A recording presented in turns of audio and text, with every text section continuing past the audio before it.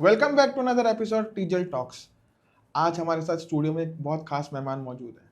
जैसे कि आप जानते हैं कि घर में दिशाओं का बहुत महत्व है, वैसे ही दिशा बदलेगी तो दशा बदलेगी। आज हमारे साथ है वास्तु प्रदीप जी। तो प्रदीप सिंगला जी, कैसे हैं आप? बहुत अच्छे।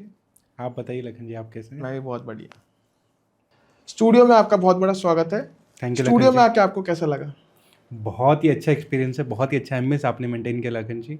और आके आपसे मिलके बहुत ही अच्छा लगा। पुराना आपका जो फिल्म का एक्सपीरियंस है हाँ वो सब जी, जान के बहुत ही वार्मिंग लगा।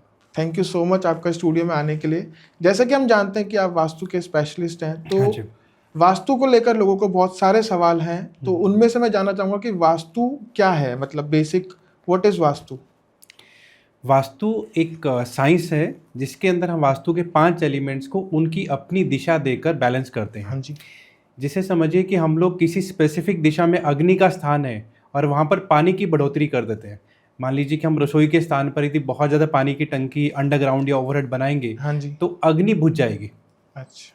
हमारी बॉडी में एक स्पेसिफिक लेवल पे अग्नि रहना चाहिए। हाँ जी। उससे कम रहेगा तो भी परेशानी है, बहुत ज़्यादा होगा तो भी परेशानी है। जैसे डॉक्टर ने बोला कि आपका 98.6 डिग्री रहना चाहिए। हाँ जी, बॉडी उससे ज़्यादा टेम्परेचर। बढ़ेगा तो बुखार बोलेंगे, और उससे कम होगा तो क्या बोलेंगे? ये नॉर्मल है। अलविदा के स्टेज पे जाने। अब उनकी बॉडी में वार्मिंग दिख नहीं रहा है उतना।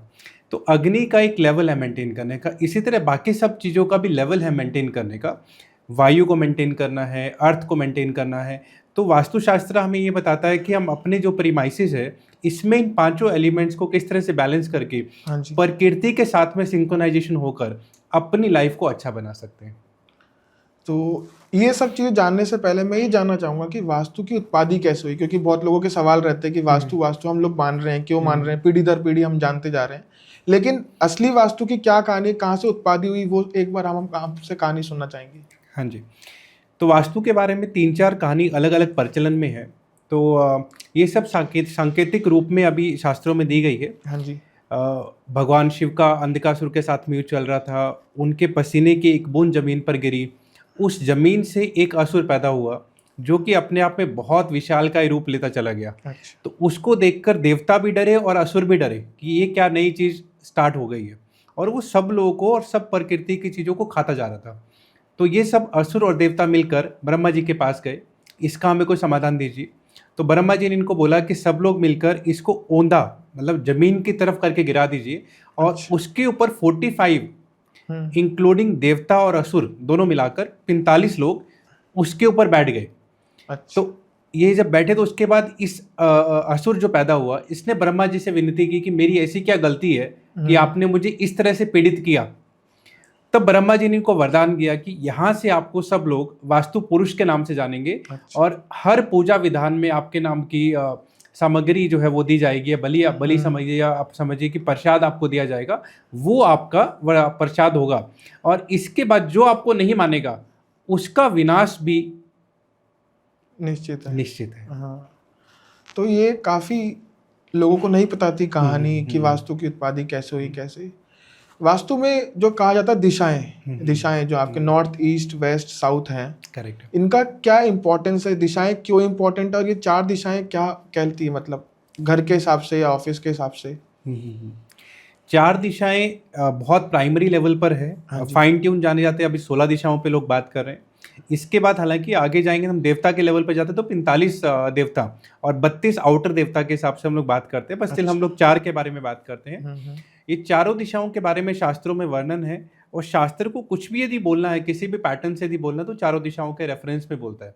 अच्छा। जैसे कि हम नगर वास्तु की बात करते हैं तो वहाँ पर शास्त्र ने बोला नॉर्थ का जो एरिया है उस नगर का, वहाँ पर ब्राह्मण को रहना चाहिए। जो अच्छा। एडमिनिस्ट्रेटिव पीपल है उसको ईस्ट में रहना चाहिए। जो व्यापारी कैटेगरी है उसको साउथ में जाना चाहिए। जो शूद्र कैटेगरी है जो इन तीनों को सर्व करती है हाँ। उसको वेस्ट में रहना चाहिए। तो ये ओवरऑल आप सिटी की बात कर रहे हैं कि उस ओवरऑल नगर वास्तु, नगर वास्तु वास्तु। हर लेवल पे लगता है। नगर के वास्तु, देश का वास्तु, मंदिर का वास्तु, हर चीज का एक वास्तु रहता है। तो ये नगर के लेवल पर एक वास्तु की बात की जाती है। इसके छोटा सा एग्जांपल मैं यहाँ पर देता हूँ।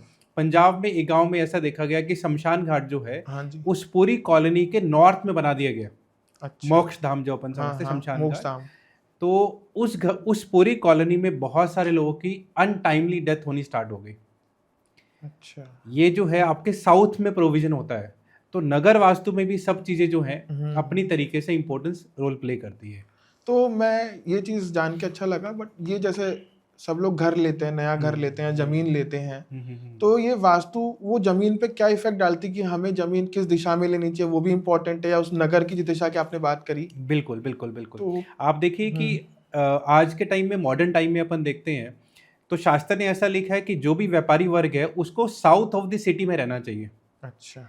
तो आप इसके साथ में साउथ मुंबई में आप रहेंगे, तो मुंबई में साउथ मुंबई आप कनेक्ट हाँ, कर सकते हाँ। हैं, साउथ दिल्ली आप कनेक्ट कर सकते हैं। इवन आप कंट्री का भी साउथ पार्ट को आप कनेक्ट करिए, तो आप समझ पाएँगे कि उस एरिया में जो लोग रहते हैं, वो नेचुरली हुँ। बहुत ज़्यादा बूस्ट अप होते हैं, अच्छा। फाइनेंशियली।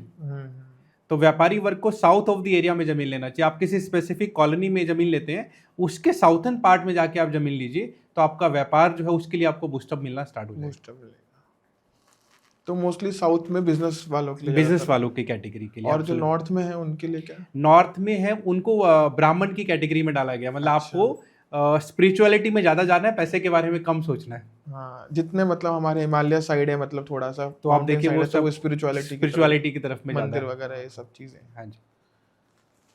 तो इसी से एक और सवाल है, बहुत सारे लोगों हुँ, को एक वो रहता है कि जैसे नई ज़मीन खरीद रहे हैं, हुँ, हुँ, तो हुँ। उसमें ज़मीन लेते समय ये रहता है कि यार इसमें भूत तो नहीं है, भूत-प्रेत का बहुत डर रहता है लोगों को नई ज़मीन लेते समय। कहीं कोई डरा देता है या कोई चीज़ है, तो उसमें क्या सच्चाई है इसमें, मैं जानना चाहूँगा? करेक्ट। मैं इसमें जो डराने वाली बात है उस पे हम लोग फोकस नहीं करें, शास्त्रार्थ बात करेंगे। हाँ जी। तो विश्वकर्मा प्रकाश में शल्य उद्धार के बारे में दिया गया है। तो शल्य उद्धार क्या होता है कि पुराने टाइम में कोई यदि पशु मर जाता था या आदमी मरता था, हाँ जी। तो कुछ भी ऐसे लोग की हड्डियाँ ज़मीन में रह जाती हैं। यदि वो उस हड्डियों का संग्रह है, छोटी-मोटी हड्डी भी उस ज़मीन में है, तो वो अपना प्रारूप दिखाती है, तो वो आपके काम को रोकती है। आप जब प्रॉपर्टी अच्छा। ले लेते, तो वो प्रॉपर्टी का कंस्ट्रक्शन कंप्लीट नहीं हो पाता। कंप्लीट हो गया तो आप रहने लगे तो आप बहुत बीमार रहेंगे, हुँ। या फिर आपकी प्रोस्पेरिटी वहाँ पर नहीं होती है, तो उसको लोग भूत का नाम दे देते हैं। भूत। यदि हम उसको शल्य उद्धार करके वहाँ की ज़मीन को शुद्धिकरण करके वो उस हड्डी को निकाल लें, हाँ जी। उसका भी पूरा प्रोसेस होता है, शल्य उद्धार कैसे होता है, कौन-सी दिशा में वो हड्डी पूरा है, विधि-विधान से निकालेंगे विधि-विधान से तभी सही निकाला रहेगा। जाता है, तो हम हाँ। लोग उसको डायग्नोज़ कर लेते हैं कौन सी दिशा में कितनी बड़ी हड्डी और किस चीज़ की है, मतलब पशु की है या मानव की है। तो वो हड्डी को जब निकाल के वहाँ पर शुद्धिकरण कर दिया जाता है, तो फिर ये जो भूत-प्रेत वाली समस्या है वो खत्म ये हो जाती खत्म है। हो जाती है। हाँ जी। तो लोगों का जो डर था वो आज मेरे हिसाब से क्लियर हो गया होगा कि हाँ जी। कैसे कैसे क्या रहता है ज़मीन को लेकर। तो अभी आपने ये एनर्जीज़ की बात कही हुँ, कहीं हुँ। न कहीं, तो मैं ये जानना चाहूँगा जो घर के जो वातावरण है, हुँ, हुँ। एनवायरनमेंट है, एनर्जीज़ का बहुत बड़ा फ़र्क पड़ता है। ऑफ़िस बिल्कुल, में है, चाहे घर में हो, चाहे स्कूल में हो। करेक्ट। तो ये एनर्जीज़ का क्या है, वास्तु के हिसाब से इसका क्या रिलेटेबिलिटी है? एनर्जी हर चीज़ की क्रिएट होती है। हाँ जी। लेट्स से कि आपकी दीवारों में बहुत सारे क्रैक्स हैं, हुँ। तो वहाँ की जो एनर्जी है वो डिफरेंट रहेंगी। आप एक नए मकान में जाएँगे, वहाँ पर इर्रिस्पेक्टिव ऑफ द वास्तु वैसे भी आपको एनर्जी वहाँ पे प्योर मिलेगी। बट जैसे-जैसे मकान पुराना होता जाएगा, वहाँ पर कुछ चीज़ें क्रैक्स हैं, कोई सीलन आ रखी है, तो वहाँ की एनर्जी वैसे भी डिस्टर्ब होगी। सेकंड, अपन एक खाली मकान में जाते हैं और एक भरे हुए मकान में जाते हैं, उन दोनों का एनर्जी भी आपको अलग दिखेगा। एक जगह स्टक एनर्जी मिलेगी और एक जगह पे ओपन एनर्जी मिलेगी। तो मकान को अपने को इस तरीके से प्लान करना चाहिए कि हम थोड़ा-सा खुले-खुले एरिया में वातावरण में रहें। हाँ जी। बहुत ज़्यादा स्टक एनवायरनमेंट, बहुत ज़्यादा अलमीराज, ये सब चीज़ें वहाँ पर डेवलप ना हो, तो उतना अच्छा है। यदि अपन डेवलपमेंट भी कर रहे हैं, तो हुँ। उसमें इस तरीके से करें कि जो हमारी ऑक्सीजन का इनटेक है या रेगुलर जो हवा आती है या क्रॉसिंग वेंटिलेशन समझिए, वो वेंटिलेशन कहीं पर डिस्टर्ब नहीं हो रही है। यदि वो वेंटिलेशन डिस्टर्ब हो रही है, तो अपने को परेशानी है। अब कुछ-कुछ घरों में ऐसा देखा गया कि नॉर्थ ईस्ट में बहुत बड़ी खिड़की है, लेकिन किसी भी कारण से उसको बंद रख के बहुत हेवी पर्दों के साथ में स्टक किया हुआ है। स्टक कर दी। हाँ। जैसे आप भी कभी होटल में रुके होंगे 5 स्टार में, यदि हम सारे मोटे-मोटे पर्दे बंद कर देंगे, तो 11 बजे भी हमें ऐसा लगता है कि we are in a sleepy environment, हाँ, कोज़ी-कोज़ी सा लगता है थोड़ा। कोजी-कोजी सा हाँ, लगता है। हाँ। तो यदि उस चीज़ को अपन वेंटिलेशन को यूटिलाइज़ नहीं करेंगे, लाइट को और एयर को, तो वो हमारे लिए वैसे भी एनर्जी स्टक कर देती है, तो वो एनर्जी शिफ्ट होती है कहीं न कहीं उससे, शिफ्ट होती लाइट एंड एनर्जी से और एयर सर्कुलेशन है, एयर से। सर्कुलेशन से। तो एयर सर्कुलेशन बहुत हाँ, बड़ा कांसेप्ट है वास्तव में, जिस पे हमें फोकस और ज़्यादा करना चाहिए। हाँ, मैं जानना चाह रहा था कि जैसे आजकल वेंटिलेशंस वगैरह का कई चीज़ें बंद कर दी जाती, नई बिल्डिंग जो कॉन्सेप्ट आ रहा है, नया इंफ्रास्ट्रक्चर बन रहा है, हुँ। उसमें वास्तु का क्या इम्पोर्टेंस है? क्या बिल्डर्स वो मान रहे हैं, क्या नहीं मान रहे हैं? जो बड़े-बड़े कंस्ट्रक्शंस हो रहे हैं, तो उसमें क्या वास्तु कितना इम्पोर्टेंट है? बहुत ज़्यादा इम्पोर्टेंट है। अभी रिसेंटली हम लोगों ने एक मल्टी स्टोरी में 6th फ्लोर पे 12 फ्लैट्स थे, और उसमें मुझे किसी ने 12 के 12 में से एक ऑप्शन दिया कि आप जिस पे हाथ रखेंगे हम वो लेंगे।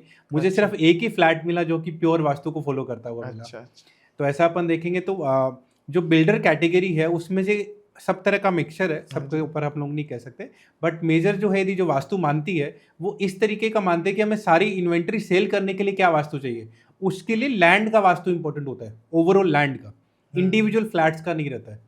जो अच्छा। इंडिविजुअल फ्लैट्स का करवाते हैं उनके फ्लैट्स बहुत जल्दी सेल हो जाते हैं, मतलब जो लोग इसको मानने लगे हैं वो बिल्डर को बहुत ज्यादा इंटरेस्ट आता है, उसके फ्लैट्स बहुत जल्दी तो सेल हो पहले जाते हैं जमीन का वास्तु मेन इंपॉर्टेंट है, देन बिल्डिंग का। बिल्डिंग का। लेकिन आज के टाइम में बिल्डर्स जो भी वास्तु करवाते हैं वो सिर्फ लैंड के ऊपर फोकस ज्यादा करते हैं, जिससे अच्छा। कि उसकी इन्वेंट्री सेल हो जाए ओवरऑल। ये अच्छी बात है काफी। और इससे मेरा एक सवाल था, जैसे आपने, आपके बारे में तो, आपके बारे में जानने की लोगों को बहुत इच्छा है, आपने वास्तु के बारे में, और कंटिन्यू करेंगे हम इस बारे में, घर के वास्तु के बारे में, ऑफिस के वास्तु के बारे में। लेकिन मैं जानना चाहूंगा आपका वास्तु में कैसे इंटरेस्ट पैदा हुआ, या आपने कितना क्या वास्तु में वो किया है। बहुत आपका नाम है, आपका खुद का चैनल है और बहुत सारी चीजें हैं, तो वो मैं जानना चाहूँगा आपका इंटरेस्ट कब डेवलप हुआ। तो मेरे शादी के बाद एक बच्चा जो था 1 महीने का था वाइफ के पेट में, हाँ तो जी। वो किसी कारण से अबॉर्ट करना पड़ा उनको। फिर उसके बाद एक 5 महीने का था, वहाँ पर भी मेडिकल इमरजेंसीज आई तो उसको भी अबॉर्ट करना पड़ा। एक फिर पूरा 9 महीने का हुआ, वो 6 दिन हॉस्पिटल में रहा, तो उसके बाद भी वो दिक्कत वहाँ पर स्टार्ट हुई। तो ये सब प्रोसेस के टाइम पे I was a strong believer of astrology, तो एस्ट्रोलॉजर के पास जाना स्टार्ट किया, उनकी लैंग्वेज समझना स्टार्ट किया। तो जब इस फील्ड में घुसते गए तो फिर न्यूमरोलॉजिस्ट से भी हम लोग मिले, तो उनकी लैंग्वेज समझ में आई। तो जब आप मल्टीपल टाइम किसी एक चीज़ एक्टिविटी को बार बार करते हैं तो फिर आपको बहुत सारी चीज़ें वहाँ से सीखने के लिए आ जाती है। तो उसके बाद फिर हमने इसकी प्रोफेशनल स्टडी करना स्टार्ट किया, और अभी हम लेटेस्ट जो है सारे वास्तुशास्त्र के जो शास्त्रार्थ नॉलेज है उसको हम लोग लेके आगे बढ़ रहे हैं। अच्छा, तो ये नई इन्फॉर्मेशन हमको जानने को मिली और आपका इंटरेस्ट वहीं से आगे बढ़ा, और बिल्कुल। आज आपका काफ़ी नाम है उस चीज़ में। एक बहुत इम्पोर्टेंट सवाल है, मतलब सबके मन में रहता है घर को लेकर कि घर का वास्तु हमारे लिए सही है नहीं है, क्या है। कई सवाल है, जैसे गणेश जी को लेकर है कि द्वार पे गणेश जी रहने चाहिए, शिवलिंग घर पे रहना चाहिए, मंदिर किस कोने में रहना चाहिए, एंट्री है तो एंट्री गेट कहाँ होना चाहिए। तो ये सारे सवालों का आप थोड़ा सा मुझे ब्रीफ में कुछ बता सकें तो अच्छा रहेगा। तो मैं शास्त्रार्थ रिप्लाई करने की कोशिश हाँ करूँगा। जी। तो मनुष्यालय चंद्रिका एक शास्त्र है वास्तुशास्त्र में, उसमें द्वार पर गणेश जी को लेके ऐसा स्पेसिफिकली कुछ नहीं बोला। उन्होंने ऐसा बोला है कि आपके जो भी इष्ट हैं, चाहे आप भगवान राम को इष्ट मानते हैं, भगवान श्री कृष्ण को इष्ट मानते हैं, खाटू श्याम जी को आप इष्ट मानते हैं, उनका एक चित्र या स्वरूप या उनका कोई ऐसा आयुध, जैसे कि आपने खाटू श्याम जी के बारे में पता है कि 3 बाणधारी, तो 3 बाण और ऐसा, तो वो आप द्वार पर लगाइए और उसकी पूजा कीजिए। अच्छा। कंपल्सरी गणेश जी को बिठाना ऐसा जरूरी नहीं है। काफ़ी लोग गणेश जी को बिठा देते हैं और 2-2 3-3 साल उसको संभालते हुए नहीं है कि वो किस पोजीशन में है, डस्ट लगी है, कभी दिया वहाँ पर किया है, कभी हाथ जोड़े हैं। ऐसा नहीं करना चाहिए। जो भी आपको इष्ट है, जिसको देख के आपको एक मन में भावना आती है, एक आपको सर झुकाने की इच्छा होती है, वैसे किसी एक प्रतिमा को आप द्वार पर बिठा सकते हैं। मंदिर की जैसे अपन बात करें, हाँ जी। तो नॉर्थ ईस्ट एरिया जो अपना है वो मंदिर के लिए डिफाइंड होता है। यदि परफेक्ट नॉर्थ ईस्ट में हम नहीं बना सकते तो ईस्ट फेसिंग या नॉर्थ फेसिंग नॉर्थ मंदिर फेसिंग हम मंदिर वहाँ पर डाल वैसे सकते हैं। बेस्ट तो नॉर्थ ईस्ट आप बता रहे हैं। नॉर्थ ईस्ट बेस्ट नॉर्थ होता है। ईस्ट। हाँ जी। और जो एंट्री के लिए लोगों का है कि साउथ फेसिंग, घर के लेकर होता है कि साउथ फेसिंग है, ईस्ट फेसिंग है, कौन सा, मतलब किस तरह से वो देखना चाहिए। हाँ, चारों दिशाओं की एंट्री शास्त्र में अच्छी बोली गई है। मनुष्यालय चंद्रिका में अपन जाएंगे, बहुत सारे ग्रंथ में सब में ही चारों दिशाओं की एंट्री को अच्छा बोला गया है।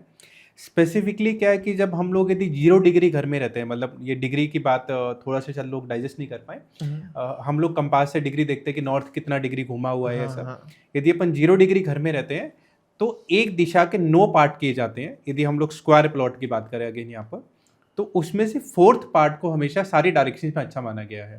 चाहे वो ईस्टर्न साइड में महेंद्र देवता की बात है, साउथ साइड में गृहस्थ देवता की बात है, वेस्टर्न साइड में पुष्पदंत की बात है, या नॉर्थ में भल्लाट की बात है, तो इन दिशाओं पे गेट निकालने से आपको प्रोस्पेरिटी मिलता है। अच्छा। हाँ जी। तो वो चारों दिशाएं मतलब वेस्ट है, चारों उस दिशाएं हिसाब अच्छी से है। डिग्री के हिसाब से देखना पड़ेगा। जो थोड़ी सी लोगों को भय है साउथ के बारे में, वो इसलिए है कि ईस्टर्न डायरेक्शन में 2 देवता की एंट्री अच्छी मानी गई है, नॉर्थ में 3 देवताओं की एंट्री अच्छी है, वेस्ट में 2 की है, साउथ में सिर्फ 1 ही देवता की एंट्री अच्छी है, और बाकी जो देवता हैं उनके रिजल्ट बहुत ज़्यादा बुरे हैं। ईस्टर्न देवता में एक देवता है, मैं अभी पर्जन्य देवता है, उनको बुरा मानते हैं, लेकिन उसका बुरा इम्पैक्ट सिर्फ इतना ही है कि आपके घर के खर्चे बढ़ जाते हैं और घर में जो भी संतान आने वाली है वो फीमेल ज़्यादा आती है। अच्छा। तो इतना ज़्यादा बुराई नहीं है। लेकिन साउथ में यदि अपन जाएंगे, साउथ वेस्ट की एंट्री के साइड में, साउथ ईस्ट की एंट्री के साइड में, वहाँ पर एक आदमी की लाइफ का भी थ्रेट यहाँ पर, या मृत्यु तुल्य कष्ट अपन ऐसा समझेंगे, तो वहाँ पर वो दिक्कतें भी देखी जाती है। इसलिए लोग साउथ को थोड़ा सा नीचे avoid लेकर करते चलते हैं, हैं, हाँ, अवॉइड थोड़ा करने की सा, कोशिश हाँ। करते हैं। और जो शिवलिंग को लेकर एक लोगों में बहुत सवाल है कि शिवलिंग घर में रहना चाहिए कि मंदिर में ही उनकी पूजा होनी चाहिए, क्या उसको क्या क्लैरिटी देते हैं हम्म।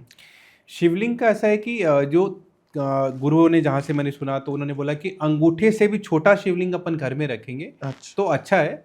वैसे बहुत अच्छा रहता है कि शिवलिंग की जो पूजा है वो मंदिर में की जाए, क्योंकि शिवलिंग की स्थापना होती है। घर वाले मंदिर शिवलिंग को अपन उठाएंगे, हाथ में लेके सरब करेंगे, दोबारा हम्म, तिलक लगा देंगे, बहुत सारी चीज़ें। एक स्थापित शिवलिंग जो रहता है उसकी जो प्रतिष्ठा, प्राण प्रतिष्ठा हुई है, उसकी पूजा करना बहुत ज़्यादा अच्छा माना गया है। अच्छा माना गया। और एक मंदिर में मूर्ति को लेकर बहुत सवाल है कि किस साइज की मूर्ति रहनी चाहिए, किस साइज की नहीं रहनी चाहिए, हम किसे पूजा करें, वो हम्म। मतलब उस वास्तु के हिसाब से उसका क्या कहना है? वास्तु ऐसा बोलता है कि 9 इंच से बड़ी मूर्ति तो घर में रखनी नहीं चाहिए। 9 इंच से बड़ी मूर्ति यदि रखे तो उसमें हम लोग नेचुरली ऐसा समझते हैं कि वहाँ पर एक प्राण नेचुरली आ गए हैं। तो अच्छा। हम लोग घर से ट्रैवल भी करते हैं, कई बार मंदिर बंद भी रहता है, पूजा पाठ हाँ। नहीं भी हो पाती है, तो वो सबका दोष भी हमें जाता है। तो मेरा ऐसा एडवाइज रहता है कि मूर्ति हम एक भी ना रखें घर में। प्रेफरेबली यदि आपका भगवान जी को लेके बहुत ज़्यादा स्नेह है, प्यार है, हम्म। तो आप गोल्ड या सिल्वर के पतरे पे बनी हुई प्रतिमा, जो थोड़ा सा उभरा हुआ रहता है, कार्विंग वाली अपन अच्छा। समझेंगे, एम्बोसिंग एंग्रोसिंग वाली जो प्रतिमा रहती पतरे है, पे जो रहती है। पतरे पे जो रहती है, हम्म। वैसा कुछ इन्वेस्टमेंट आप करिए जो कि जनरेशन के साथ आपके साथ चलेगा। अच्छा। सिल्वर भी रहेगा, गोल्ड भी रहेगा, और आप आने वाली अपनी जनरेशन को पास कर सकते हैं। और वो धातु की वाइब्रेशन बहुत अच्छी है। एक अपन लाएंगे मिट्टी, किसने बनाई, किस तरह की मिट्टी की बनाई, कौन सा मार्बल था, लेकिन गोल्ड और सिल्वर की वाइब्रेशन जो है वो ऑब्वियसली जब आपके ज्यादा मंदिर है। में रहेगी तो मंदिर आपका अलग ही लेवल पे जाएगा। तो मूर्ति मतलब पूजा घर की बात कर रहे हैं मूर्ति की, या फिर अगर कोई स्टैच्यू की तरह भी रख रखा है मूर्ति, उसमें भी डिफरेंस आता है? स्टैचू तो बिल्कुल रखना ही नहीं रखना चाहिए, ही नहीं रखना चाहिए ही ना, नहीं वो चाहिए चीज़ घर गलत हो में, जाती किसी भी डायरेक्शन में कोई भी स्टैचू ऐसा नहीं रखना चाहिए अपने को। है भगवान को लेकर। भगवान को लेके, भगवान की एक ही डिफाइंड जगह होनी चाहिए पूरे घर में, मतलब पूरे ऐसा नहीं चारों हाँ, दिशाओं में चारों भगवान दिशाओं को। में नहीं रहना चाहिए, हाँ। बिल्कुल भी नहीं। तो ये काफी लोगों को जानने को मिलेगा। हम्म, एक मैं जानना चाहूंगा, जैसे बहुत लोगों के घर में एक तिजोरी जो कॉन्सेप्ट है, तिजोरी रहती है, तिजोरी की डायरेक्शन क्या रहती है उसमें? हाँ। तिजोरी का जब आप हम लोग खोलते हैं तो इस तरह से खोलना चाहिए कि नॉर्थ में कोई पर्सन यदि खड़ा है, यदि हाँ जी। कुबेर देवता नॉर्थ में विराजमान है, तो उनकी नज़र आपकी तिजोरी पे जाए, तो फेसिंग नॉर्थ में। सेकंड ऑल्टरनेट ईस्ट का हो सकता है यदि अपने को कोई पॉसिबिलिटी नहीं मिल रही, तो इसके अलावा कोई भी फेसिंग की तिजोरी हमें नहीं रखनी चाहिए। और पहला प्लेसमेंट इसका साउथ वेस्ट में आता है। अच्छा। बट मैं पर्सनली जो भी क्लाइंट्स को रिकमेंड करता हूँ, वेस्ट की तिजोरी रिकमेंड करता हूँ। पुष्पदंत के एरिया में आप तिजोरी लगाइए, देखिए आपकी चीज़ें जो है मल्टीप्लाई होना स्टार्ट हो जाएंगी। पुष्पदंत का जो एरिया है वो इस तरह से होता है, यदि हम वहाँ पे कोई भी एक आइटम रखेंगे तो ऑटोमेटिकली 2 या 3 बन जाएगा। तो आपने एक प्रॉपर्टी के डॉक्यूमेंट वहाँ पे रखे तो सेकंड प्रॉपर्टी का प्रोविजन आपको लेट सवेर आ ही जाएगा खरीदने के लिए। तो जो तिजोरी का आप कह रहे हैं नॉर्थ में वो खुलनी चाहिए, नॉर्थ में, खुलनी, और डायरेक्शन कहीं भी जो आपने बताया साउथ साउथ वेस्ट और वेस्ट। वेस्ट में रखनी चाहिए। हाँ जी। तो ये सवाल भी लोगों का खत्म हो गया है। और उसके अलावा मैं, एक बहुत बड़ा टॉपिक है, मैं अगर उसको आप बता पाए वास्तु को लेकर, आजकल के स्टूडेंट्स में लेकर या कॉर्पोरेट जॉब्स में लेकर, बिजनेस में लेकर, एक मेंटल स्ट्रेस बहुत ज़्यादा बढ़ चुका है, मेंटल हेल्थ को लेकर बहुत सारी बातें हो रही है। क्या वास्तु भी उसमें कुछ अपना योगदान देता है कि उसके मेंटल हेल्थ को कैसे ट्रीट किया जाए या कैसे उसको समझा जाए? मेंटल हेल्थ का कनेक्शन हमारे घर की नॉर्थ ईस्ट डायरेक्शन से होता है। तो यदि आपको कहीं पर भी मेंटली ऐसा स्ट्रेस आउट फील हो रहा है, बर्डन फील हो रहा है, स्टकनेस फील हो रही है, तो ऐसे केस में आपको अपने घर का नॉर्थ ईस्ट चेक करना चाहिए। वहाँ पर यदि कोई हैवी फर्नीचर है, हैवी बीम आ रखा है, बीम को तो हम लोग मूव नहीं कर पाएंगे फ्लैट सिस्टम में अपन जैसे बात करते हैं, तो लेकिन यदि कोई हैवी फर्नीचर जो मूवेबल फर्नीचर है उसको मूव करके देखिए, आपको बहुत जल्दी रिलीफ आ जाएगा वहाँ से। अच्छा, कौन से डायरेक्शन बताया? North east north direction. East direction. हाँ।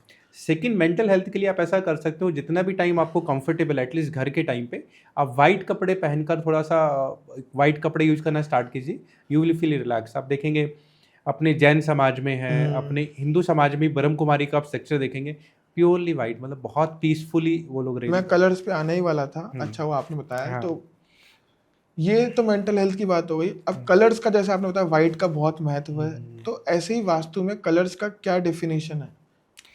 वास्तु में कलर्स के बारे में बात की गई है, तो उन्होंने 4 कलर्स के बारे में प्रोमिनेंटली बात किया है। तो एक कलर है ब्लैक कलर, इसको उन्होंने शूद्र कैटेगरी के लिए बोला है। हाँ जी।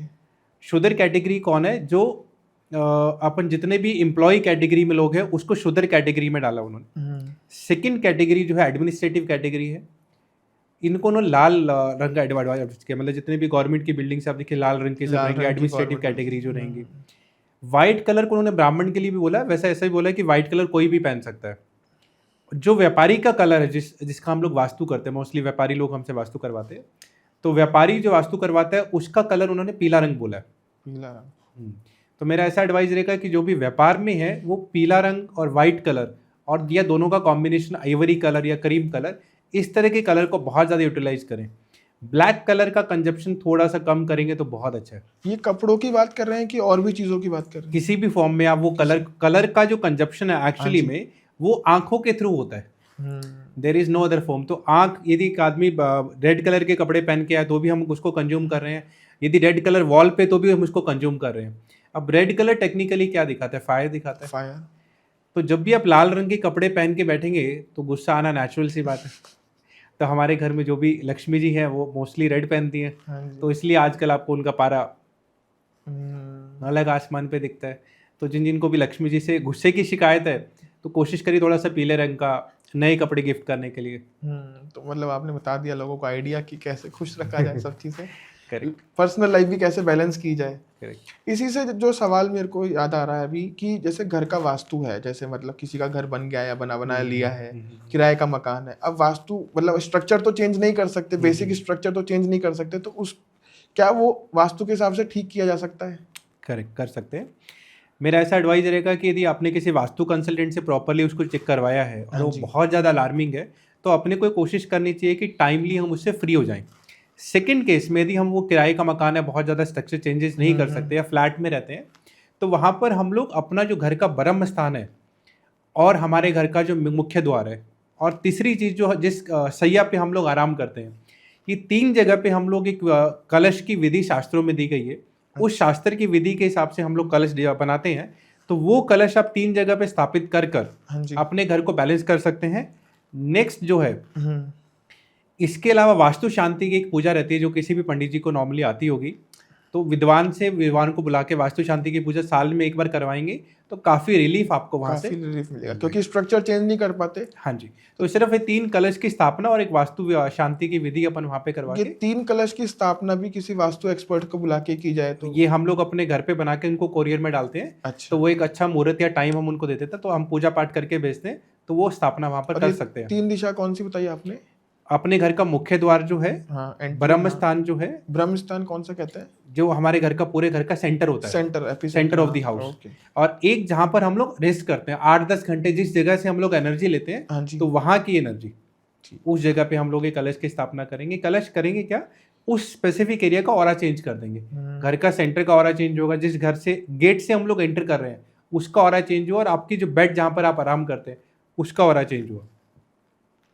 अच्छा, ये रेमेडी जान के लोगों को पता लगेगा और लोग इसमें कर सकते हैं आगे। मैं आपको यहाँ पे शास्त्रत एक और बात बोलना चाहूँगा बताइए कि जैसे कि राजा महाराजाओं के जो बेड होते थे उनके बारे में शास्त्रों में बहुत ज़्यादा लिखा है कि वो कौन सी लकड़ी के थे, किस तरह के पैर उनके बनते थे। तो शास्त्रों में सैया की जो जिस पे हम शयन करते हैं, सैया की इंपॉर्टेंस बहुत ज़्यादा बताई है। तो आजकल लोग बेड में क्या स्टील के बर्तन, लोहे के बर्तन, चाकू, छुरी, बॉक्स वाले बेड हो गए स्टोरेज के हिसाब से, तो वो सब की भी हमारी लाइफ में, हमारे हेल्थ पे बहुत ज़्यादा इम्पैक्ट वहाँ पर रहता है। तो उसको वहाँ पर हमें सिर्फ कपड़े रखने चाहिए, चाहे वो गर्म हो या ठंडे हो, हमें सिर्फ कपड़े के अलावा और कुछ स्टोरेज वहाँ पर नहीं करना चाहिए। बेड के अंदर नीचे स्टोरेज नहीं करना चाहिए कपड़ों के अलावा। और बेड मतलब आपने बात ही छेड़ी है, तो मैं ये जानना चाहूँगा कि फिर बेड कौन सी लकड़ी का होना चाहिए, किस तरह का होना चाहिए जो वास्तु के हिसाब से सही रहे? बहुत अच्छा रहता है कि हम लोग चंदन की लकड़ी का बनवाएं, बट सब लोग वो प्रैक्टिस नहीं कर पाते। बट एटलीस्ट मैं इतना बोलूँगा कि यदि चंदन का मजा लेना है तो एटलीस्ट एक 100 ग्राम चंदन का पीस अपनी लाइफ के लिए आप अपने बेड में सिरहाने वाली जगह पे इंसर्ट करवाइए और देखिए कितना कूल आपको वो इम्पैक्ट देता है। तो वो आपका स्लीप भी एक इम्प्रूव करेगा, उसकी वाइब्रेशंस आपके लिए बहुत अच्छा रहेगी। ये नई इन्फॉर्मेशन लोगों को मिलेगी इस पॉडकास्ट पे। एक हम अगर कॉर्पोरेट सेक्टर में जाएं या स्कूल और कॉलेजेस की तरफ जाएं, एजुकेशन सेक्टर में जाएं, तो उसमें वास्तु का क्या रोल रहता है? बहुत ज़्यादा रहता है। आपको लगेगा किसी स्पेसिफिक क्लास के बच्चे, क्लासरूम के बच्चे राधे से बोलूँगा, बहुत ज़्यादा उत्पाद करते हैं और एक क्लास के बच्चे बहुत ज़्यादा सिंसियर रहते हैं। तो इसमें सबसे इंपॉर्टेंट रोल प्ले करता है कि टीचर का फेस कौन से डायरेक्शन में है। अच्छा। तो टीचर का फेस हम 2 तरीके से देख सकते हैं। एक तरीका वो व्हाइट बोर्ड पे लिखते हो फेस कहाँ पर है, और एक बच्चों को पढ़ाते हो फेस कहाँ पर है। तो मेरी अंडरस्टैंडिंग ऐसी बोलती है कि व्हाइट बोर्ड पे 5-10% यूटिलाइजेशन होता है। हमने एक बार सेंटेंस लिखा और फ्री हो गए। हाँ 95% हम लोग चेयर पे बैठे हैं, लोगों से बात करें। उस टाइम यदि टीचर का फेस नॉर्थ में है तो वो क्लास के बच्चे बहुत अटेंटिव रहेंगे। अच्छा, और फिर बच्चों को ब्लेम कर देते, बच्चे शैतानी कर रहे हैं, गलती तो टीचर्स की है, हमारा हम जोकिंग, मतलब ऐसा कुछ नहीं है। हाँ तो ये स्कूल की आपने एजुकेशन की हाँ बात की, जी। और इसी से मैं जानना चाहूंगा, बच्चे जो पढ़ाई करते हैं, घर पे करते हैं या कोई कॉम्पिटिटिव एग्जाम की तैयारी कर रहे हैं, उनके लिए बेस्ट डायरेक्शन क्या है पढ़ाई करने के लिए? हम यदि ऐसी कोई भी स्टडीज करते हैं जिससे कि हमें गवर्नमेंट में जाना है, यूपीएससी है या अदर हाँ कोई जी। गवर्नमेंट एम्स में भी अपन एक बार समझेंगे कि गवर्नमेंट ऑर्गेनाइजेशन में जाने के लिए हम लोग तैयारी कर रहे हैं, हाँ वहाँ पर हमें ईस्ट फेसिंग बैठना चाहिए। और जहाँ पर हम लोग कॉमर्शियलाइजेशन के लिए कर रहे हैं, लाइक एमबीए करते हैं, हाँ, कॉमर्शियलाइजेशन के लिए अपने हॉस्टल में बैठे हैं, तो हमें नॉर्थ फेसिंग करके बैठना चाहिए, नॉर्थ फेसिंग करके बैठे तो उससे उनको बेनिफिट मिलेगा। बेनिफिट मिलेगा। फेसिंग उस तरफ रहनी चाहिए। फेसिंग उस तरफ, हम जैसे जिस तरफ भी फेस करते हैं उस प्लैनेट को एक्टिवेट करते हैं। ईस्ट में फेस करेंगे तो सूर्य को एक्टिवेट करेंगे ताकि हमारा सूर्य स्ट्रांग हो। नॉर्थ में फेस करेंगे तो बुध को एक्टिवेट करेंगे ताकि हमारा व्यापार अच्छा चले। तो काफ़ी कुछ नया जानने को मिला, मुझे तो मिला और ऑडियंस को भी मिला ही होगा काफ़ी कुछ जानने को। एक बहुत इम्पोर्टेंट सवाल है, जैसे हमारे घर के जो पूर्वज हैं या पितृ देवी देवता लोग होते हैं, उनकी तस्वीर किस दिशा में लगाई जाए या उनका वास्तु में क्या महत्व है? करेक्ट। तो यहाँ पर मैं शास्त्रार्थी जो words as it is quote करूँगा। सम्रांगण सूत्रधार में लिखा है कि पितर देवताओं की और ये पूर्वजों की फ़ोटो हम लोग यदि नहीं लगाएं घर में तो ज़्यादा अच्छा है। ज़्यादा अच्छा। उन्होंने ऐसा स्पेसिफिकली लिखा है कि इनको लगाने से धन की हानि होती है। हाँ, फिर उन्होंने लिखा कि यदि आपके बहुत ज़्यादा भाव हैं या इमोशंस हैं उनके साथ में अटैच्ड हैं और आपको लगाना है, तो ऐसा कोई स्थान अपने घर में ढूंढिए, इरिस्पेक्टिव ऑफ द डायरेक्शन, कि जहाँ पर हमें स्पेशली उनके जाके दर्शन करके आने पड़े। ऐसा लिविंग रूम और ड्राइंग रूम में या स्टेट पूजा रूम में ऐसा बिल्कुल ओपनली प्लेस मत कीजिए। लेट से आप 2 मंजिल के घर में और ऊपर वाली मंजिल पे कम जाते हैं, तो ऊपर वाली मंजिल में अपने पास ऑप्शन है तो उस वहाँ पर एक कॉर्नर देखिए कि कहाँ पर लगा सकते हैं, जहाँ पर स्पेशली हम लोग हाथ जोड़ने गए और जोड़ के वापस आ गए। मतलब स्पेशली उनके लिए एक जगह स्थान, जो जिसमें कि आपको हाँ। स्पेशल जाके दर्शन करके आने पड़े, ऐसा एक स्थान आप वहाँ पे ऑप्ट करिए। तो ये दोनों ही पूर्वजों के लिए और पितृ देवी देवता जो मानते हैं उनके लिए एक दिशा ये चीज़ हो सकती हाँ है। जी, बिल्कुल। तो और ये आपने एक बात कही थी कि नहीं लगाएं तो बेटर है, तो नहीं। ऐसा करेंगे तो मतलब ये लोगों का अपना अपना धारणा है, जो भी है एक प्रेम है, तो वो नहीं करने से कोई वास्तु की वजह से थोड़ी उसमें कोई दोष है? नहीं करेंगे तो ज़्यादा अच्छा है। मतलब शास्त्र ऐसा बोल रहे हैं कि यदि हम नहीं लगाएं हाँ तो जी। बहुत अच्छा है, शास्त्र इसके लिए मना करते हैं। तो ये बात हो गई, लेकिन मैं ये जानना चाहूंगा, अभी अपने धन हानि की बात की, तो ऐसे लोग क्या गलती करते हैं जैसे धन हानि होती है? धन हानि के लिए बहुत सारे कारण घरों में पाए जाते हैं, कुछ मैं यहाँ पे हाईलाइट करने की कोशिश हाँ करूँगा। जी। लोगों में आजकल एक ट्रेंड है कि बहुत आकर्षक अपने घर को बनाने के लिए डिज़ाइन करते रहते हैं। हाँ जी। फीमेल बहुत ज़्यादा इस पे ध्यान देती हैं। तो हमने काफ़ी जगह देखा कि हाथी की बंधनवार उनके मेन गेट पे लगी रहती है। आपने भी काफ़ी बार नोटिस किया होगा, हाथी को लटका दिया जाता है। अच्छा। इतने भारी हाथी को जब हम लोग किसी भी बंधनवार में लटकाएंगे हाँ जी। तो उससे हमारा राहु खराब होता है, क्योंकि वो उसका प्रतीक है। हाँ जी। इसी तरह यदि आप ऐसा नहीं कि सिर्फ हाथी को लटका रहे हैं, काफ़ी लोग जो है वृषभ को, बैल को लटका देते हैं या ऐसे घोड़े को लटका देते हैं, तो ये सब चीज़ें अच्छी नहीं मानी जाती। आपको बंधनवार चाहिए तो आप उसमें श्री, ओम, स्वास्तिक ऐसी कोई बंधनवार या फ्लावर्स की बंधनवार आप बनाइए। हाँ जी। ये पशुओं का यूटिलाइजेशन आप मत करिए। नहीं करिए। सेकंड, जो जंगली पशु या पक्षी है जैसे कि उल्लू है, इन सब की फोटो अगर आप भी कुछ हम यदि अपने घर में लगाते हैं तो नेगेटिव एनर्जी को अट्रैक्ट करते हैं। बारहसिंगा की फोटो काफ़ी जगह आपको देखे गई, स्टैचू भी देखे जाते हैं बारहसिंगा के। इस तरह की चीज़ें आपके घर में तो ये पेंटिंग्स और स्टैचू दोनों के लिए लागू होता दोनों के लिए लागू होगा, क्योंकि उस तरह की एनर्जी वो आपके लिए अट्रैक्ट करेगा। हमें अपने घर में सिर्फ हास्य रस और श्रृंगार रस, है? जिस फोटो को देख के आपको हंसना आता हो या जो फोटो के साथ में आपको अपने आप को और ज़्यादा बेटर फील होता हो, ऐसे ही फोटो 2 रस के लगाने ही चाहिए। एडवाइस की गई है। कुछ लोग वी रस की फोटो भी लगाते हैं। वी रस की फोटो तब लगानी चाहिए जब आपको अपने बच्चे को आर्मी में, मिलिट्री में उस तरफ से यदि बच्चा एस्पायर कर रहा है तो वी रस की फोटो एडवाइजेबल है। यदि जनरल कैटेगरी में तो अपने को हास्य रस और श्रृंगार रस की फोटो ही ज़्यादातर एडवाइजेबल लगानी चाहिए।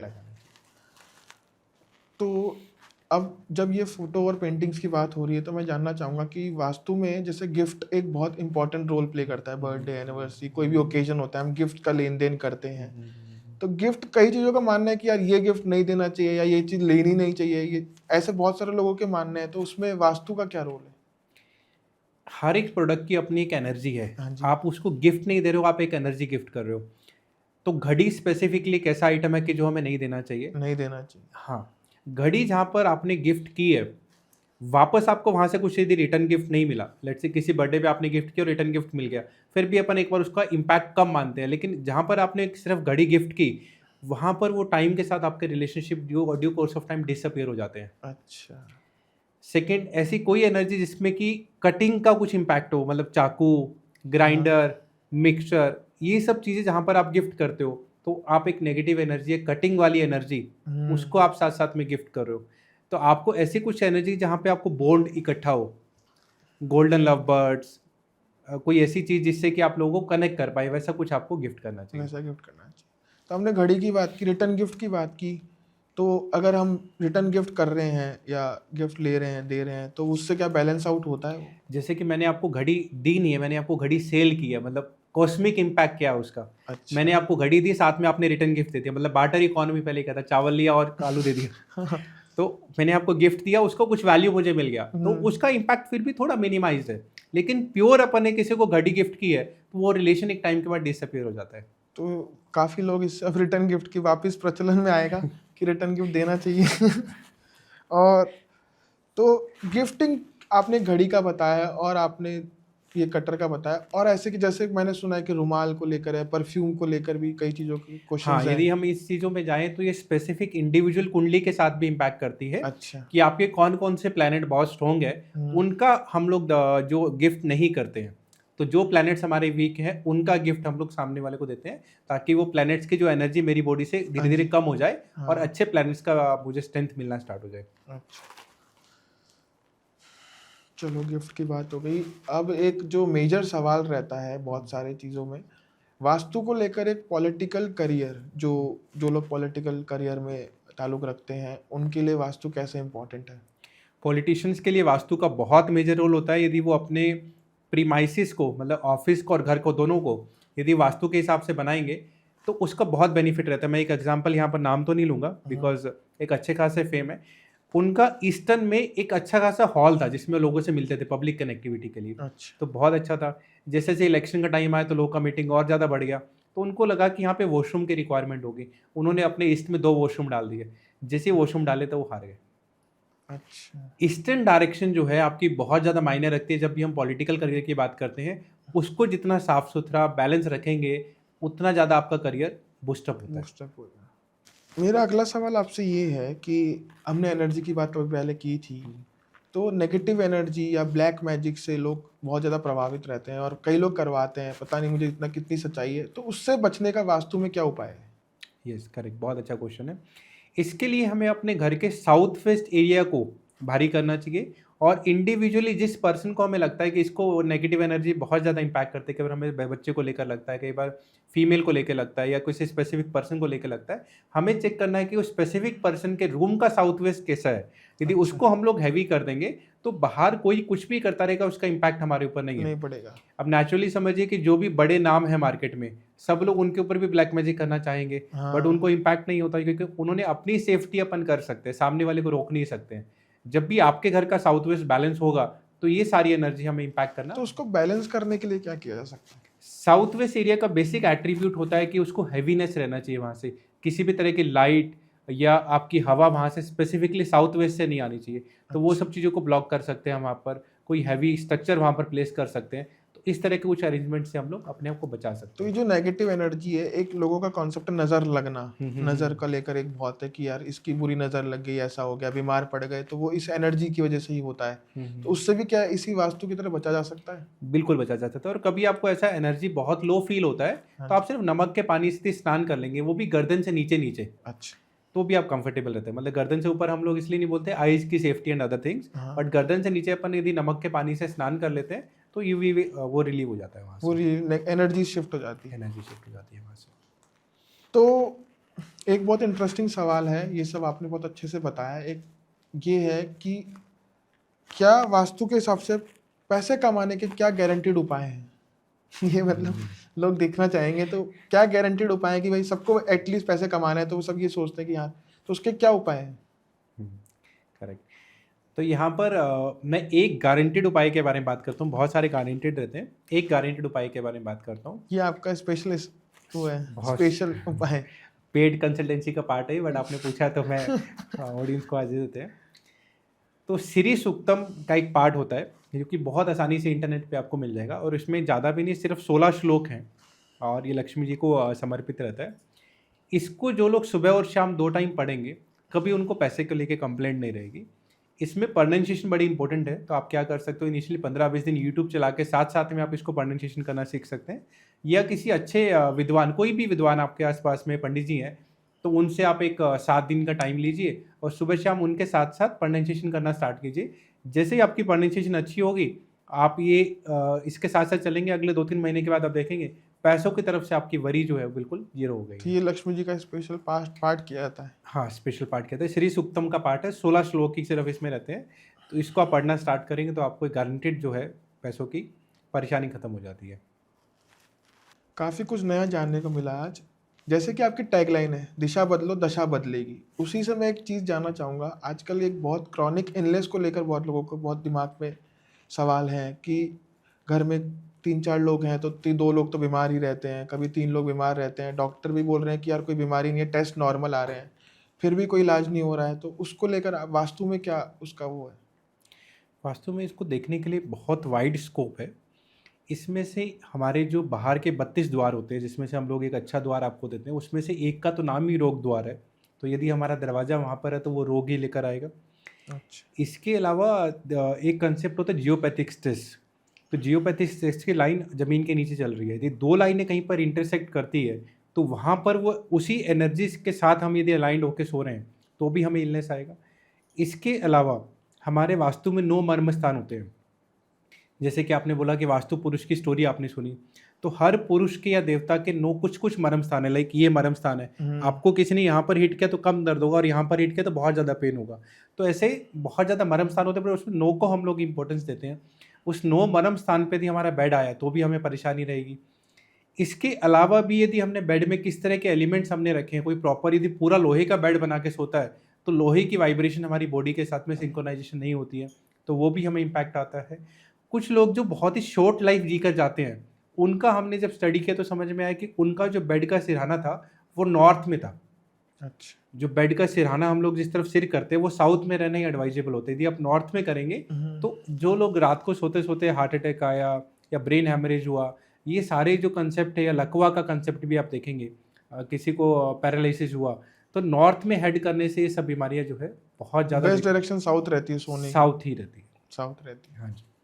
तो ये जो क्रॉनिक इलनेस के बारे में आपने बताया, तो इससे क्या उपाय क्या है जिससे ये ठीक हो सकती है चीज़ें? उसका हमें डायग्नोज करना पड़ेगा कि एग्जैक्ट बीमारी क्या है। यदि वो मर्म स्थान पे सो रहा है तो वो मर्म स्थान से बेड थोड़ा सा 3 फीट 4 फीट के एरिया में आगे शिफ्ट करके हम उसको एक अच्छा रिलीफ दे सकते हैं। मेरे एक सगे मामा जी को कुछ परेशानी हुई, तो मैंने उनको बोला कि आपके नीचे से शायद बिजली की वायरें बहुत ज़्यादा जा रही होंगी। तो अच्छा। मामी जी ने बोला नहीं ऐसा तो नहीं है, लेकिन मुझे जहाँ तक याद है कुछ टॉयलेट की वेस्टेज की पाइप उनके सिर के नीचे से जा रही है। अच्छा। तो आप समझ रहे हैं कि जो एनर्जी नीचे से ज़मीन से आपकी तरफ पहुंच रही है, तो उसी तरह का वाइब्रेशन आपके पास में रहेगा। तो उसका सॉल्यूशन क्या है कि जहाँ से पाइप नहीं जा रही है 2 फीट और आगे बेड लेकर अपन सो सकते हैं, रूम चेंज कर सकते हैं। तो उसकी जो परेशानी है वो समझकर हम डायग्नोज करके रिपीट कर उसको बचा सकते काफ़ी हैं। कुछ रिलीफ मिल जाता है। करेक्ट। एक जो सवाल है सबसे बड़ा, जैसे मकान की बात हुई, तो लोग नया घर खरीदते हैं, ज़मीन खरीदते हैं, तो वो खरीदते वक्त किन किन बातों का उनको ध्यान रखना चाहिए? सबसे अच्छा तो अपनी अंतरात्मा, मतलब आप किसी ज़मीन पर खड़े हो और आपकी फीलिंग बहुत अच्छी है उस ज़मीन पे खड़े होके, और स्पेसिफिकली कोई अच्छा शगुन आपको मिल जाए, कोई बहुत पुराने दोस्त का कॉल आ जाए, घर से कोई कॉल हो जिसमें कि अच्छी खबर कोई आपको मिल रही है, तो ये बहुत अच्छे शगुन है यदि आप उस ज़मीन पे खड़े हो तो। अच्छा। यदि उसी ज़मीन पे खड़े होकर आपको नेगेटिव खबर आएगी तो आपको समझ सकते हो कि जिस ज़मीन पर अपन खड़े हैं वहीं पे नेगेटिव खबर आई। इसके अलावा अपने को आसपास का वास्तु भी देखना है कि वहाँ पर आसपास कोई शमशान घाट, कब्रिस्तान या कोई हॉस्पिटल, स्कूल, मंदिर, इस तरह की कोई व्यवस्था बहुत आसपास में नहीं हो, या बहुत ज़्यादा रनिंग फास्ट रोड पे नहीं हो। अच्छा। क्योंकि रहने के लिए अपन शांत जगह देखते हैं, कॉमर्शियल के लिए अपन रनिंग एक्टिविटी देखेंगे, तो अपने को शांत जगह पे रहने के एक अच्छा रहेगा। तो ये जो एक सवाल ये है कि जैसे शमशान के आसपास घर नहीं होना चाहिए, मंदिर के आसपास नहीं होना चाहिए, कितना इसमें वास्तु कितना सच है कि कितना झूठ है?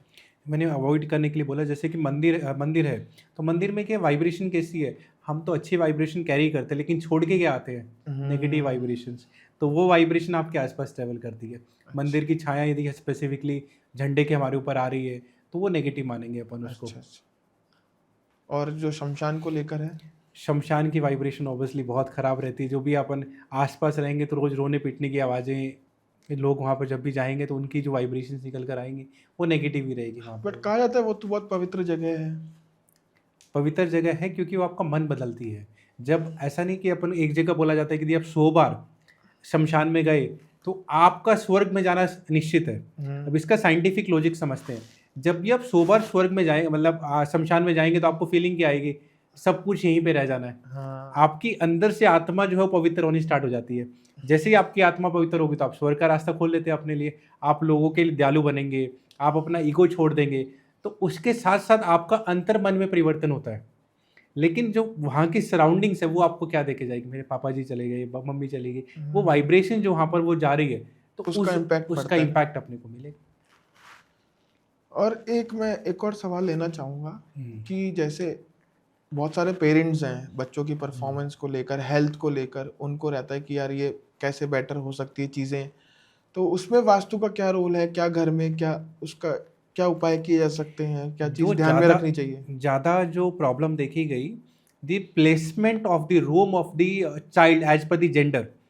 यदि हम किसी फीमेल चाइल्ड का रूम साउथ ईस्ट में देते हैं तो साउथ ईस्ट अग्नि की दिशा है, तो वो अपने घर की झांसी की रानी बनेगी। अच्छा। तो ऐसा जो साउथ ईस्ट का रूम है वहाँ पर हमें मेल चाइल्ड को रखने की व्यवस्था बनानी चाहिए। नॉर्थ वेस्ट में फीमेल चाइल्ड को रखने की व्यवस्था बनानी चाहिए। यदि हम इसका अपोजिट करेंगे तो दिक्कतें आएंगी। अब यदि हमने फीमेल चाइल्ड को साउथ ईस्ट की जगह साउथ वेस्ट में भी रूम दे दिया तो उसकी शादी के जो टाइम है वो डिले हो जाता है। क्योंकि अच्छा। साउथ वेस्ट जो हेड ऑफ द फैमिली का है तो वो उस प्रॉपर्टी से अटैच हो जाएगी। जो फीमेल है वो उस प्रॉपर्टी से अटैच हो जाती है। हमें उसको वायुकोण में ही रूम देना चाहिए। यदि हम किसी अच्छे जॉब करने वाले जो कि टैलेंटेड बच्चा है, एमएनसी में अच्छे लेवल पर परफॉर्म कर रहा है, उसको नॉर्थ ईस्ट में रूम दे देंगे तो वो डिवाइन के रास्ते पे ज़्यादा चलेगा। डिवाइन रास्ते में? जैसे कि मेरे पास एक एग्जांपल है, सॉफ्टवेयर इंजीनियर है बैंगलोर में, अच्छे खासे पैकेज पे एक फीमेल थी, मतलब ऑलमोस्ट 40 लाख रुपए के पैकेज पे थी। तो उसने बाद में डिसीजन लिया कि मैं जॉब छोड़ के आर्ट ऑफ लिविंग को परस्यू करूंगी। अच्छा। तो वो डिवाइन के रास्ते पे निकल जाते हैं जो नॉर्थ ईस्ट में रहने वाले हैं। तो हमें ऐसा कोई मकान देखना चाहिए या फ्लैट देखना चाहिए जहाँ पर हमें जो हमारे पास बच्चे हैं, मेल है फीमेल है, उनके लिए व्यवस्थित रूम हमें वहाँ पर मिले। कहीं ना कहीं हम ये खबरें पढ़ते हैं कि यार मकान चेंज करने के बाद हमारे जीवन में कुछ परिवर्तन आया, अच्छा या कभी बुरा, कभी किसी की जान चली गई या कोई बहुत ज़्यादा ग्रोथ कर गया, तो इसमें वास्तु का कितना बड़ा रोल है इस चीज़ को लेकर? जब भी आपके प्लैनेट चेंज होते हैं या आपका अपन बोलेंगे समय चेंज होना है या भाग्य चेंज होना है, उसके साथ साथ में आपकी एग्जिस्टिंग प्रॉपर्टी में या फिर आपकी प्रॉपर्टी रिप्लेसमेंट आप समझिए कि नई प्रॉपर्टी आपको मिलती है और वो उसी हिसाब से मिलती है कि जिस तरह का आपको ग्रोथ भगवान ने आपको देना लिखा है। यदि आपके पुण्य कर्म बहुत अच्छे हैं तो आप जो पुरानी प्रॉपर्टी है उससे बेटर प्रॉपर्टी में मूव करेंगे। और यदि आपके कर्म थोड़े से नीचे की तरफ में हैं तो आपकी जो एग्जिस्टिंग प्रॉपर्टी छोड़ के आप नई प्रॉपर्टी में जाएंगे, वो आपकी पूरी की पूरी ग्रोथ जो है रोक देती है। और वो इस लेवल पर भी जा सकती है कि किसी आदमी के प्राण भी लेकर चला जाए। अब इसमें शास्त्र में एक जगह पे रेफरेंस है कि जब हम कहीं पे नींव का पत्थर रखते हैं, जैसे हम नींव की पूजा करते हैं, यदि वो पत्थर कहीं पे टूट जाता है किसी प्रोसेस के अंदर में, लेट से हम उसके ऊपर बीम खड़ा कर रहे हैं या उसको रखते हुए टूट गया या आपने वो क्रैक ही लेकर आए थे आप वो पत्थर बाई चांस। मैंने अभी देखा कि रिसेंटली एक जगह पे मैं रोड क्रॉस करा था, वो पत्थर जो है वो उसमें नींव में ईंट जो थी उसमें ऑलरेडी क्रैक था। तो अच्छा। ऐसा कुछ यदि हम नींव के पत्थर के साथ में करते हैं तो वो directly head of the family को इम्पैक्ट डालता है। यदि वो टूट जाता तो आप समझिए कि वो दिक्कत करेगा। बहुत ज़्यादा परेशानी उनको करता है। तो इस तरह की कुछ चीज़ें जब नींव हिलती है तो वो परेशानी क्रिएट करता है। और कुछ कुछ द्वार ऐसे बोले जाते हैं कि जहाँ पे मृत्यु तुल्य कष्ट या मृत्यु होने की संभावना बढ़ जाती है, तो वैसे गेट से यदि हम लोग एंट्री करते हैं तो वो भी दिक्कतें करते हैं। दिक्कत करता है। जैसे कि आपने वास्तु के बारे में हमें कई सारी जानकारी दी और ज़्यादातर जानकारी हमारे हिंदू धर्म के बारे में दी। मैं ये जानना चाहूँगा कि क्या वास्तु दूसरे धर्मों में भी उतना ही इम्पैक्ट रखता है, क्योंकि हर धर्म के लोग यहाँ पर रहते हैं, तो उनके लिए वास्तु कितना इम्पोर्टेंट है? वास्तु एक साइंस है, हर धर्म में अप्लाई होती है। हम एक प्रॉपर्टी के बारे में बात कर रहे हैं, तो प्रॉपर्टी में मुस्लिम लोग भी रहते हैं, क्रिश्चियन लोग भी रहते हैं और अदर रिलीजन्स के लोग भी रहते हैं। तो जिस भी प्रॉपर्टी को हम लोग वास्तु कंप्लायंस के हिसाब से बनाएंगे, उसका वैसा ही इम्पैक्ट उन्होंने आपको देखने के लिए मिलेगा। काफ़ी मुस्लिम लोगों की फैक्ट्रियों का, घरों का वास्तु भी मुझे करने का मौका मिला, हाँ जी। और वो लोग भी वास्तु के बहुत स्ट्रॉन्ग बिलीवर हैं। और हालांकि आजकल इंडस्ट्री में, मैं यहाँ पे नाम नहीं कोट कर रहा, बहुत सारे ऐसे लोग हैं जो वास्तुशास्त्र हैं, वास्तुशास्त्र कंसल्टेंट है, बीइंग अ मुस्लिम, वो लोग प्रैक्टिस करते हैं और बहुत अच्छा वास्तु वो लोग ऑलरेडी कर पा रहे कर हैं। पा रहे हैं। तो प्रदीप जी, थैंक यू इतनी सारी इन्फॉर्मेशन हमारे साथ शेयर करने के लिए और टीजीएल टॉक्स पे आने के लिए। और काफ़ी कुछ लोगों को नया जानने को मिला होगा, और बहुत इंटरेस्टिंगली आपने जवाब दिए हैं और सब चीज़ को अच्छे से आपने समझा है। तो आपका बहुत बहुत शुक्रिया करना चाहूँगा यहाँ आने के लिए। और तो गाइज़, हम फिर मिलेंगे एक नए पॉडकास्ट में एक नए गेस्ट के साथ। अगर आपने अब तक टीजीएल स्टूडियो सब्सक्राइब नहीं किया है तो टीजीएल स्टूडियो आज ही सब्सक्राइब कीजिए। और हाँ, नई इन्फॉर्मेशन जानने को मिली हो तो प्लीज़ लोगों के साथ शेयर कीजिए। हाँ, और अगर आपके प्रदीप जी से और भी सवाल है तो कमेंट बॉक्स में लिखिए, हम इनको दोबारा इनवाइट करेंगे और आपके सारे सवालों के जवाब देंगे। Thank you so much.